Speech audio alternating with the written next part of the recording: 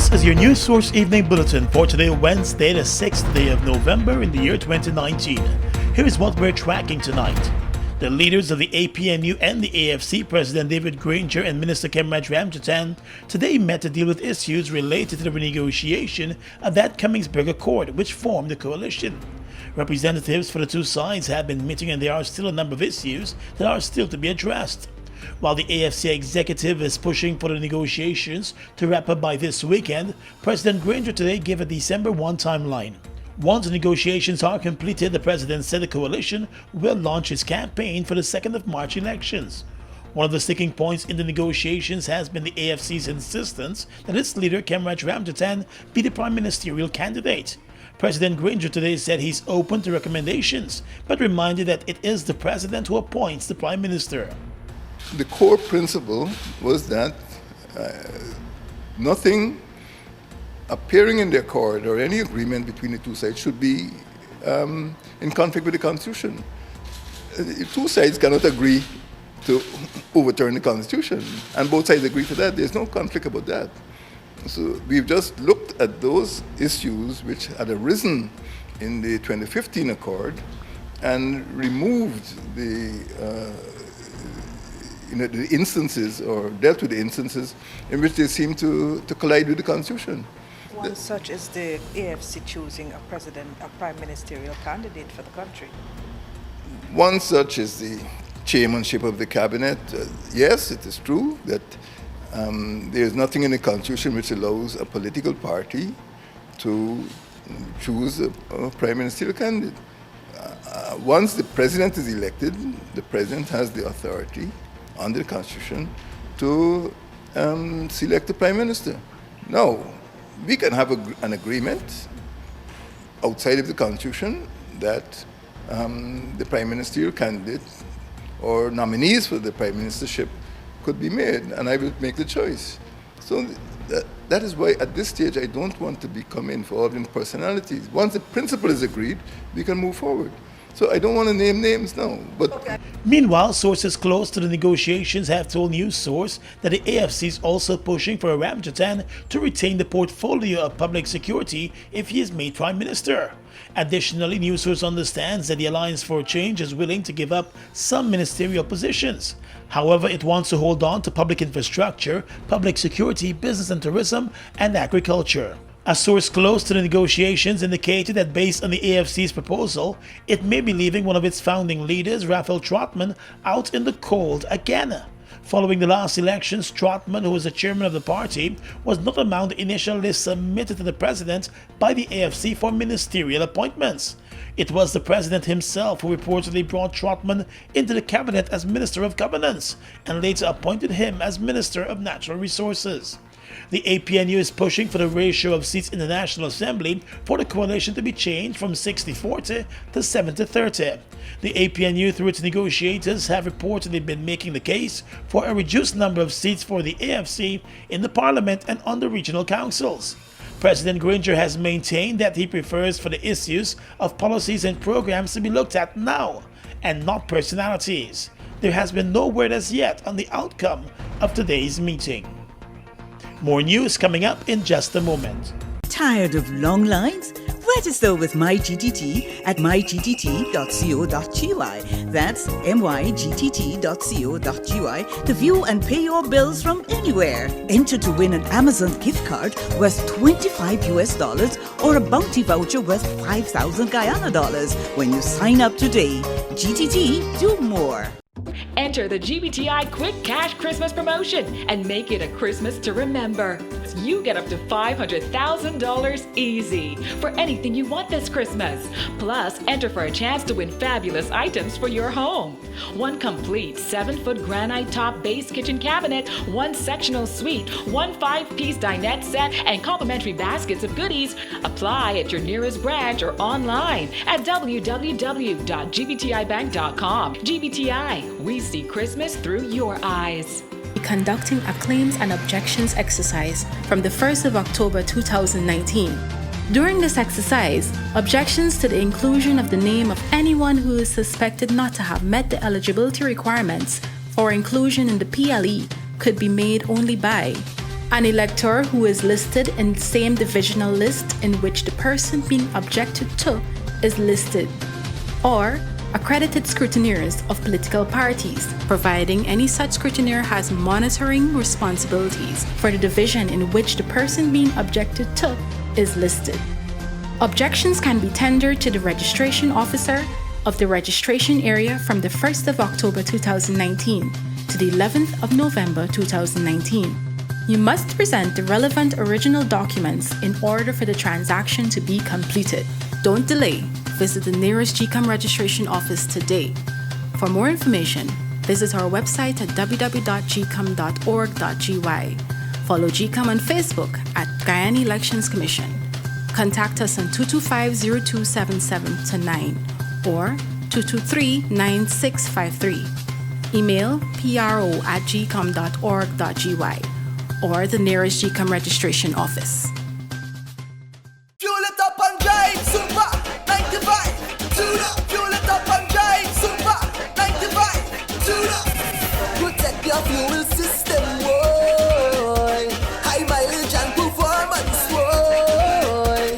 Guyana Super 95 gasoline gives you more reasons to drive and is available at 56 service stations nationwide. For affordable price, high performance, and high mileage, choose Guyana's Super 95 gasoline. Fuel it up and drive. Welcome back. As the year comes to an end, workers in the public service may have to hold on a little longer to know whether they will be getting any year-end bonus on their salaries. Speaking to reporters today, President David Granger said the finance minister will make a statement on the issue after the next cabinet meeting. The president reminded that the government is currently in an interim mode because of the passage of the no-confidence motion, and therefore its spending and major financing is restrained. Still, he said he would not want to hold up hopes on the issue. I cannot, at this point in time, say whether funds will be available for the payment of public servants. So I am not saying no, but after the next cabinet meeting, the Minister of Finance will be able to make an announcement on that matter. But I don't want to hold up any hopes because we are in an interim administration mode. While the issue of bonuses being paid is unclear, the government has been examining the issue of another year-end salary increase for public servants. The finance minister is also expected to address that issue soon.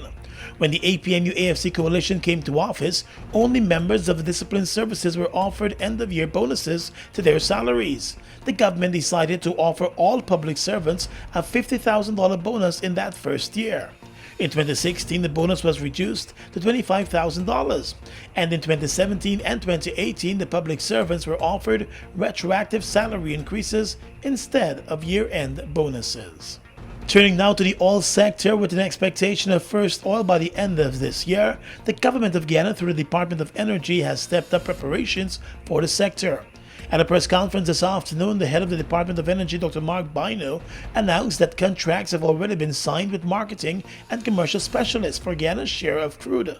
He said other measures are also being put in place, and those include having a third party on board the floating production, storage, and offloading vessel. The department has been working along with its sister agencies and the operator to ensure the process runs efficiently from day one, and have completed a number of workshops, training, dry runs, and inspections of the FPSO. The Department of Energy and its sister agencies continue to work with the operator and its COVs to reach consensus with regards to the market price determination procedure and provisional crude oil basket for marketing Guyana's crude, as per Article 13 of the PSA. When oil production begins, it is expected to start at around 120,000 barrels per day, and Guyana will begin earning from that very first day of oil production. Dr. Bino also announced today that a local content policy will be finalized in the coming weeks. The final draft was recently circulated, and the feedback that was received is now being examined. While police investigators are this evening continuing their probe of the discovery of that badly burned body in the Maikoni area, samples have been taken from the body for DNA testing. Investigators suspect the body is that of Collin Rodney, who vanished on the same day that he was expected to wrap up his testimony in a murder case before the courts. A post-mortem examination was conducted on the remains, but the cause of death could not be determined because of the state of the burnt body. Investigators are hoping that a DNA test will be able to confirm the identity of the remains. The body was burned beyond recognition, and the car that was also found at the scene was badly burnt. The car is suspected to be that belonging to the same man, Collin Rodney. Rodney went missing 2 Fridays ago as he was on his way to court. He was a witness to his cousin's murder and was scheduled to take the stand one last time on the same day that he disappeared. 2 men, 39-year-old Osafo Grundel, called Safo, and 21-year-old James Fraser, are on trial for the murder of Marlon Sion Rodney, who was gunned down in Norton Street back in April. The trial is in the preliminary inquiry stage. Marlon Rodney was the cousin of Collin Rodney. The murder was suspected to be drug-related. Well, the Commission of Inquiry conducted into the deadly accident at Friendship, which involved a police car and a private car, has their responsibility for the crash squarely at the feet of the police. The police driver and 4 other persons from the other vehicle died in the 15th of October accident. The president, who visited the scene of the crash the same morning, ordered the Commission of Inquiry the same day. Today, he told reporters that several recommendations were made by that Commission of Inquiry, and he has since forwarded those to the police commissioner for immediate action. There is clear evidence that the police vehicle was driving at an excessive rate, which was not necessary at that time. It wasn't part of my convoy. It was not necessary at that hour of the morning. The road was clear. There were no obstacles. And again, I don't want to name names, but there is an element of culpability there, and the Commissioner of Police will take action in that regard. President Gringer explained that based on the findings, the police commissioner has already started to put systems in place to avoid a recurrence. The president said the accident should not have happened, and it remains regrettable for him. I deeply regret it. It was a great tragedy, and if I can say so, it is an accident that ought not to have happened. But the police have been warned, and I expect that there's going to be more care, not only for human life on the roads, but also care of the vehicle. But we were deeply concerned about the human life. Surveillance cameras captured the accident and showed the police car speeding and slamming into the private car that was traveling in the opposite direction. A member of the Guyana Defense Force was the driver of the private car, and he also died. A presidential guard who was a passenger in the police vehicle and the woman who was a passenger in the other vehicle were the only survivors of that smash-up. In the courts, a 19-year-old man who pleaded guilty today to the possession of an unlicensed weapon will remain in custody until his sentencing. The youth, Shamar Plas, stood before Magistrate Faith McGusty and admitted that on the 3rd of November, he had a .38 pistol along with 3 matching rounds in his possession. He explained to the court that he was at a shop to make a purchase when he was given a bag containing the weapon to hold by a friend. He claimed that moments later he was subjected to a search by the police in the area and the weapon was found in his possession. He was arrested and charged since he could not point to the friend to back up his claim. A probation report has been ordered before the magistrate hands down the sentence. The sentencing will take place on the 21st of this month. Across the Region is coming up next.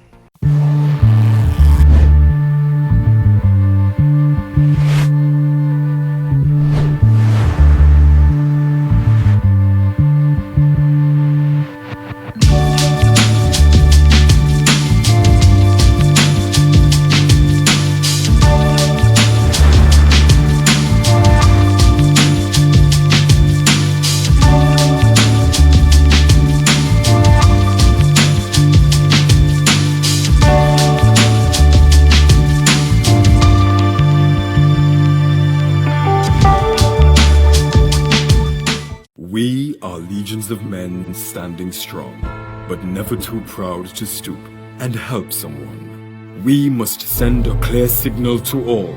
Do right, walk in upright ways, knowing that's what being a man is all about. And ever aware that things will only get worse when good men do nothing. Stand strong, be the one to live right. Guyana. The moment you've been waiting for is here. It's the Ministry of Education's Guyana Teachers Union 59th National School Cycling, Swimming and Track and Field Championships on November 17th through 22. Come see top student athletes and teachers from 15 sporting districts compete in intense rivalry. Cycling at the National Park, Georgetown. Swimming at the National Aquatic Center, Liliendal, November 18. And on November 19 through 22, the Track and Field at the National Track and Field Center, Leonora. Action starts 9:30. The National Championships where stars are born. Powered by Malta Supreme, Hits and Jams Entertainment, and NCN. Man named Stan, whose business needed a new plan. Christmas was coming, this much was true. He needed some help, but didn't know what to do. Then fast as a flash, 3 helpers did come from Republic Bank. They came with some. One had low interest rates, one reduced equity, one with approval so quick and easy. Now Stan is the man and his business is booming. Christmas is good and he is winning. Reach more customers and boost your business with a Republic Small Business Loan today. The Guyana Elections Commission would be conducting a claims and objections exercise from the 1st of October 2019. During this exercise, objections to the inclusion of the name of anyone who is suspected not to have met the eligibility requirements for inclusion in the PLE could be made only by an elector who is listed in the same divisional list in which the person being objected to is listed, or accredited scrutineers of political parties, providing any such scrutineer has monitoring responsibilities for the division in which the person being objected to is listed. Objections can be tendered to the registration officer of the registration area from the 1st of October 2019 to the 11th of November 2019. You must present the relevant original documents in order for the transaction to be completed. Don't delay. Visit the nearest GCOM registration office today. For more information, visit our website at www.gcom.org.gy. Follow GCOM on Facebook at Guyana Elections Commission. Contact us on 225-0277-9 or 223-9653. Email pro@gcom.org.gy or the nearest GCOM registration office. Across the region right now, U.S. Democratic Senator Dick Durbin has described as troubling the visit to Venezuela recently by the Prime Minister of Antigua, Gaston Brown. Brown was in Venezuela this week for the formal induction of Antigua and Barbuda into the Alba Bank as a member, as well as the signing of a financing agreement relating to the loan of $15.8 million for injection into the regional airline Liat. But the U.S. Senator in a tweet today said it was troubling to see the Antiguan Prime Minister convey legitimacy to Maduro while he arrests and tortures his opposition and millions of Venezuelans flee in hunger and desperation. He asks, when will the proud democracies of the Caribbean neighbors stop enabling Maduro's criminal regime? Venezuela is currently gripped by a deepening political and economic crisis. People live with a nagging feeling that anything from violent street protests to a massive power failure could throw their lives into chaos at any moment. More than 4 million Venezuelans have fled the country in recent years, escaping low wages, broken hospitals, failing basic services, and a lack of security. The International Monetary Fund says inflation is expected to hit a staggering 200,000% this year. While Dominicans will go to the polls on December 6 to elect a new government after the Prime Minister Roosevelt Skerrit on Tuesday night announced that he had advised the President Charles Savarin to dissolve the Parliament on Wednesday in preparation for the poll that was constitutionally due by March of next year. He said the time has come for the country to decide who will lead the country in 2020 and for the first half of the third decade of the 21st century. The Prime Minister said elections are very serious business. Nomination day will be on the 19th of November. The DLP will face a challenge from the main opposition, United Workers' Party, headed by opposition leader Lennox Linton. The party won 6 of the 21 seats in the last general election back in 2014. The incumbent Prime Minister said he's hoping that the campaign will be conducted in an atmosphere of civility and peace. And finally tonight, international news. Congressional Democrats in the U.S. have announced the first public hearings next week in an inquiry that may seek to remove President Donald Trump from office. 3 State Department officials will testify first in the televised hearings, which have until now been held behind closed doors. The BBC reports this evening that the impeachment inquiry centers on claims that Mr. Trump withheld aid to Ukraine to force the country to investigate his political rival Joe Biden. Mr. Trump has denied any abuse of power. 3 key House committees have already heard private testimony from more than 24 witnesses. House Intelligence Committee Chairman Adam Schiff, who is overseeing the inquiry, told reporters earlier today that the impeachment case was building against the U.S. president. And that's your News Source Evening Bulletin for tonight. I'm Gordon Mosley reporting.